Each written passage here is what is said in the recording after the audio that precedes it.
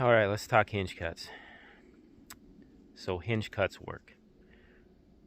There's many different ways you can go about setting up bedding on your property, through logging, through different TSI practices, through old field management, through switchgrass plantings, through tree plantings. But for the guys that are using hinge cuts and they're using them appropriately, they're setting them up appropriately, they absolutely work. So what I'm going to do right now is I got a camera right over here.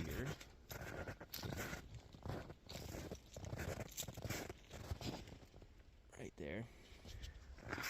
So I'm going to hold the chip on that camera and I'm going to talk about when hinge cuts tend to work the most, how deer use hinge cuts, why deer use hinge cuts, and why they can be a powerful tool to add to your property. So why do deer use hinge cuts? Well, deer use hinge cuts because a hinge cut bedding area can provide a deer everything they want when it comes to bedding. It can provide them with ample woody browse. It can provide them with herbaceous growth in the summer. It can provide them with plenty of cover and even overhead canopied cover. It gives them everything they need from a food and security standpoint. So if you cut these hinge cuts appropriately in the right spots and you leave lots of room for them to move around and you're strategic with where you set up beds, the deer absolutely will respond and use them. So when do deer use hinge cuts? Really, they'll use them all year round. There's a little bit of variability with that. I don't tend to see as much bedding from deer in the hinge cuts in the winter, especially in the north, because that's when they're looking for that good thermal cover to get out of the winter elements.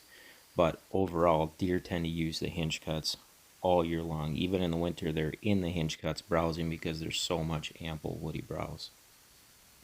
I tend to see peak buck usage in the hinge cuts during the middle of November. As you can see in this video, I highlighted a 9-pointer, a 3.5-year-old 9-pointer at the beginning. Now there's the 6-pointer. The 6-pointer is probably 7-8 years old. He's been on the farm forever. But during the middle of the rut is when the daylight activity for bucks absolutely peaks. Almost every day we have bucks cruising through these hinge cuts searching for that next hot doe. So knowing this, if you're able to take advantage of that predictable buck movement, you can absolutely intercept these deer and harvest one of these animals, knowing that they're going to be in these areas cruising for the next hot doe. Now, if you're still hesitant about hinge cutting, that's okay. There's many different ways you can go about setting up bedding in the timber. But if you have the right type of trees and you set these hinge cuts up appropriately, they absolutely can be a powerful tool to hold deer and to get more daylight movement on your property. If you'd like to see how this hinge cut bedding area was set up, I'll post a link in the description of this video. I shot a full tour of this hinge cut bedding area back in early December of 2020. And I'll be sure to do a follow-up to show what this hinge cut bedding area looks like after a few years of growth, sometime in 2023.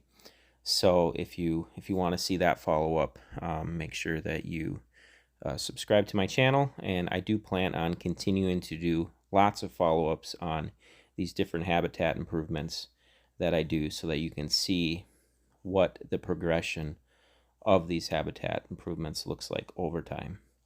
Thanks for watching. You all take care. God bless.